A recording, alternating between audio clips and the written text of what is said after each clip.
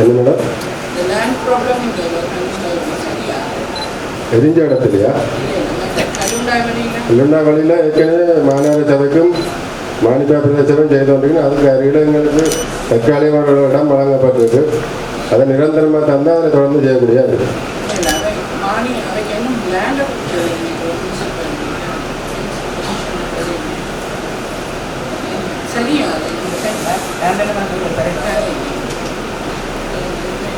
எந்த பிரதேச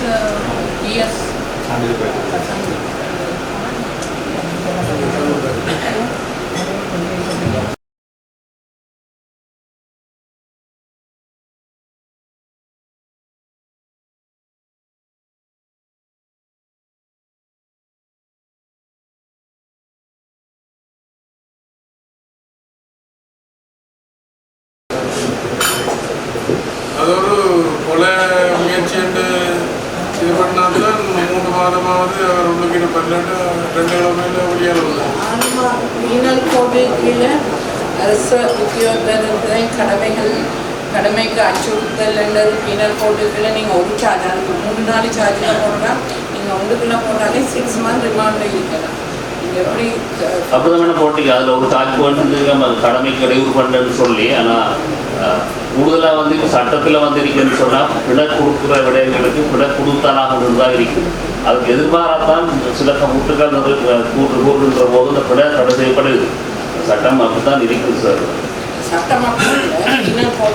ஒரு அரசு உத்தியோகத்தர் கடமைக்கு இடையூறு விளைவித்தால் அச்சுறுத்தல் என்றதுக்குள்ள 6 months ரிமாண்ட் பண்ணலாம்.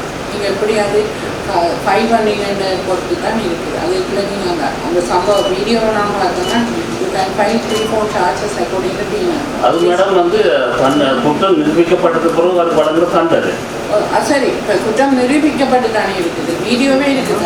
இல்லை, குற்றம் நிரூபிக்கப்படுறது மேடம் வந்து கோர்ட்ஸ் வடக்கு போய் அந்த வடக்கு குருவான குற்றம் நிரூபிக்கப்பட்டது. அதுக்கு இப்போ ப்ரூஃப் அப்படி விட்னஸ் இருக்குது தானே.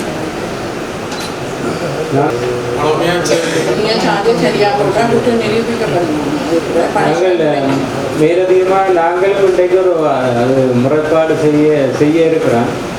ஏனென்றால் அது ஒரு கொலை அச்சுறுத்தல். அவர் அந்த தலையில் அடிக்க கையை பிடிக்காமல் இருந்து சில காயத்தில் ஏதாவது ஏற்படுத்த வைத்தியசாலை சார்பில் உத்தியோகத்தான் நாங்கள் சில மேலும் முறைப்பாடு செய்கிறோம். எங்களுக்கு அதை தயவு செய்து எஸ்பி அவருக்கு பாருங்க.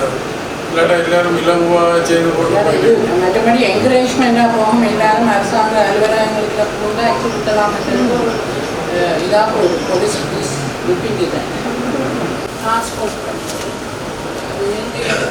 பிஎஸ்எம்ஏ கேளாதோ எங்கே டிரான்ஸ்போர்ட் பண்ணினா அவைக்கான லைசன்ஸ் எல்லாம் கொடுத்துருக்கு.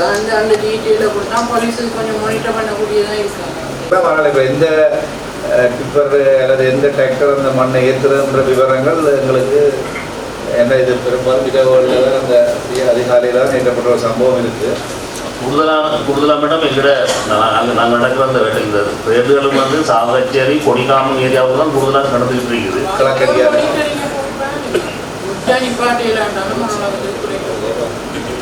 இருந்தது. இப்போ எங்களுக்கு உள்ளது கெட்பேரி, கொடிகாமம், கிழக்கரியாலை மற்றும் ஊராதுறை பிரதேச தான் இதுக்குரிய ஏற்பாடு கூடுதலாக இருக்குது. இல்லை, சின்ன ஒரு பிரச்சனை ஒன்றைங்க மேடம். நான் நேற்று அந்த மீட்டிங் நடந்தது, நான் சமம் அளிச்சிருந்தேன். அந்த சுண்ணாம்பு கல் அகற்றுறதுக்கு தான் சட்டத்தில் அந்த லைசன்ஸ் எடுக்கணும், பெர்மிட் எடுக்கணும்னு சொல்லியிருக்கீங்க மைனிங் செய்கிறதுக்கு. ஆனால் அது அதாவது பெர்மிட் தேவையில்லைன்னு சொல்லி தான் இந்த சட்டத்தில் இருக்குது. அதைத்தான் அவங்க யூஸ் பண்ணுறாங்க. அது என்னென்னா மேடம், யாழ்ப்பாணத்தை பொறுத்தவரையில் இந்தியா கட்ட பொருளாக தான் யூஸ் பண்ணப்பட்டது. இவ்வளோ நாளும் வெளியில் கொண்டு வரல. எந்த ஒரு ஆள் தான் அதை வெளியில் கொண்டு வர ட்ரிங்கோ சிமெண்ட் ஃபேக்ட்ரி என்று கேட்டு. இப்போ யாழ்ப்பாணத்தில் சுண்ணாம்புகள் கட்ட பொருளாக பாவிக்கல, அதுக்கு டிரான்ஸ்போர்ட் லைசன்ஸ் தேவை. இப்போ அந்த கருங்கல் மாதிரி தான் அது அந்த கேட்டகரிக்கு வருது. அது லன்சோன் கேட்டகரிக்கெலாம் வருது. இப்போ கெமிக்கல் காம்பவுண்ட் மாதிரில தானே. நீங்கள் அதுக்கு இப்போ நீங்கள் உங்களுக்கு ஹெட் ஆஃபீஸ்லேருந்து லெட்டர் வந்தாலும் லெட்டரை வச்சு கொண்டு அப்புறம் கோர்ட்டுக்கு அவன் போனால்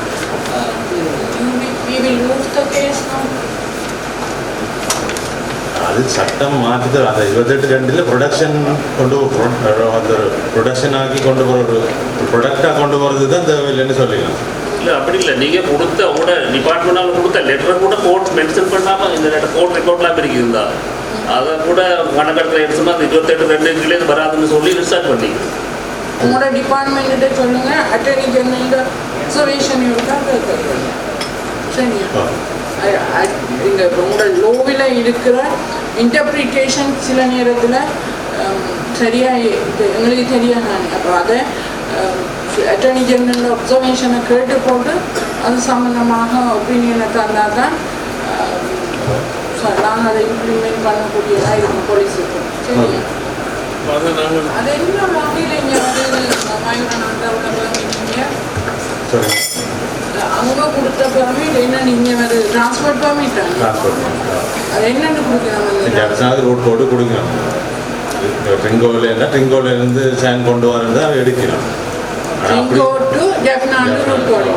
ஆனால் அங்கேருந்து கொண்டு வர இல்லை, இப்போ இடையில வந்து தான் அதை அந்த லைசன்ஸை யூஸ் பண்ணி கிளிநொச்சியில் எங்கேயாவது எங்களுக்கு அந்த போஸ்ட்டுக்கும் அப்படி ஒரு தேவையும் இல்லாதபடியாக எங்களுக்கு ட்ரிங்கோ டு ஜப்னா பெர்மிட் போட வேண்டாம்னு சொல்லுங்க. என்ன ட்ரிங்கோ டு ஜப்னா போட தேவையில்லைன்னா அந்த போஸ்ட்டுக்கு இங்கே வந்து வாங்க இயலாது. எனவே எங்களுக்கு ட்ரிங்கோ டு ஜப்னா நீங்கள் மாநில அனுப்ப தேவையில்லை. தேவை வந்தால் நாங்கள் ரிக்வெஸ்ட் பண்ணுறோம்னு சொல்லுவோம். இந்த முடிவாக கௌரவ ஆளுநர் சொன்னது போல எங்களோட முடிவாகவும் நாங்கள் அறிவிப்போம். உங்களுக்கு எழுத்துனதான்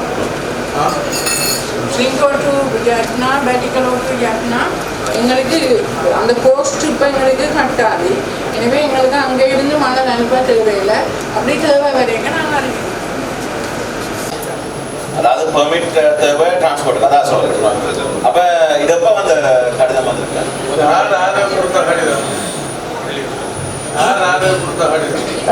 போலீஸுக்கு கொடுத்துருக்கு சார். வடமாகாணம் கொடுத்துருக்கிற சைன் வச்சிருக்கு வந்து இன்ஜினியர் குணசேகர ஜேஷ அத்தியட்சகர். அது லூஸா தானே கொண்டு போற வேற ஒரு டிராக்டர்லயோ இதுல தான் கொண்டு போவார்.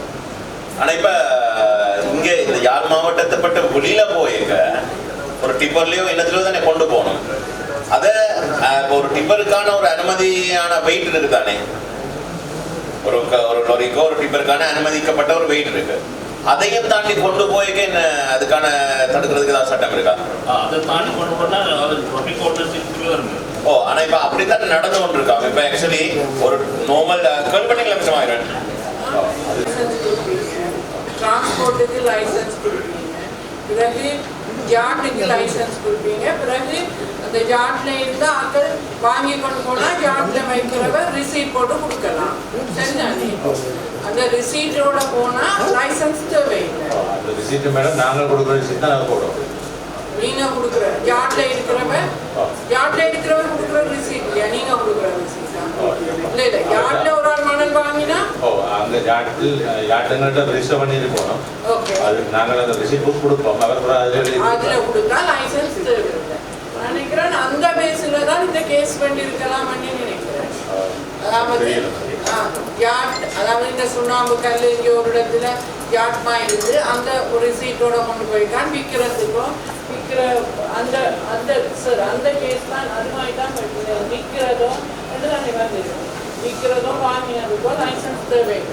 இது அப்படி இல்லை. இது வந்து ஒரு இடத்துல அகழ்ந்து கொண்டு இவர் இன்னொரு இடத்துல விற்கிறதுக்கு கொண்டு போறார். அதுக்கு டிரான்ஸ்போர்ட் லைசன்ஸ் தேவை.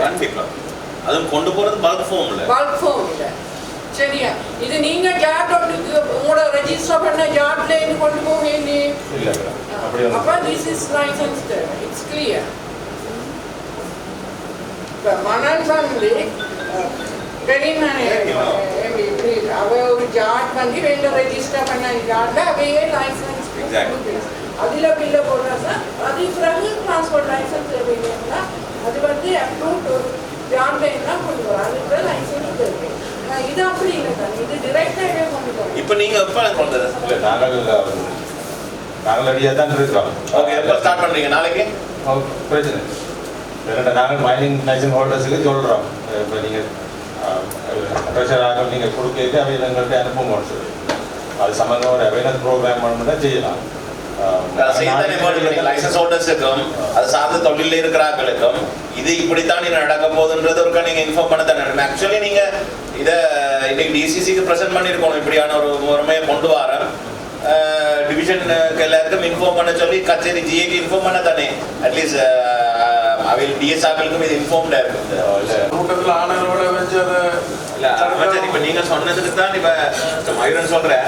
நீங்க இதை தடுக்காம தங்கள்கிட்ட வேற ஆகினா அந்த பெர்மிட் எடுக்கலாம். நீங்க இப்ப வெளியில மாவட்டத்துக்குள்ள போலீஸ் என்ஃபோர்ஸ் பண்ணது இல்லை தானே அமைச்சர்? இல்ல போன முறை கடைசியா நடந்த டிசிசி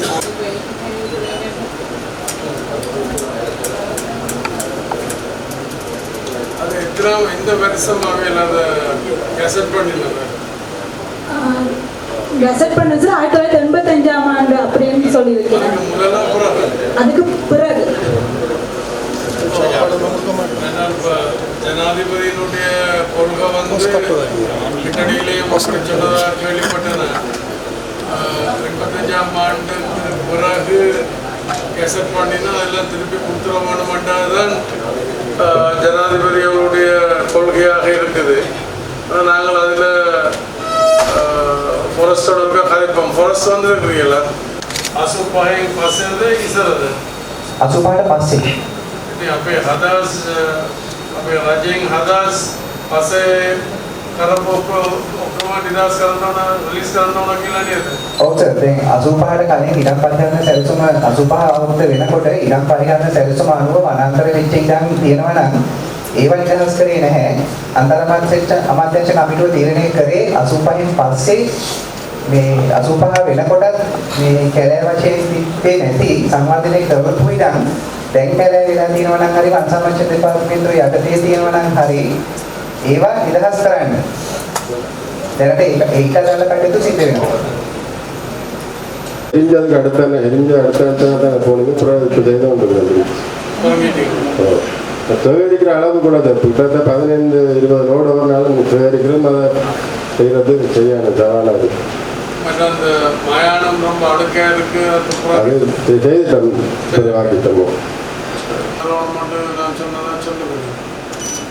இந்த இதுக்கு வந்து நான் போக வேணும். நாங்கள் இன்றைக்கு அதை ஏற்றுக்கொள்ள இல்லை. இந்த பட்டியல் ஒருக்கா நான் பார்க்க வேணும்.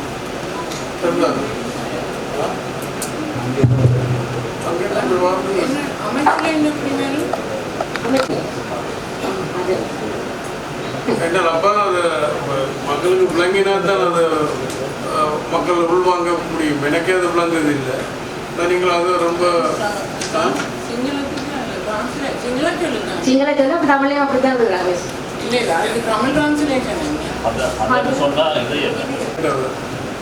அப்படியே நாங்கள் அதை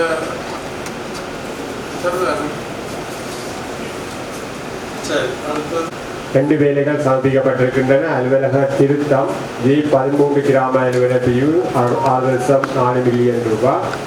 வெள்ளியை தாழ்வு வீதி திருத்தம் G26 கிராம அலுவலக பிரிவு 1.2 மில்லியன் ரூபாய். மொத்தமாக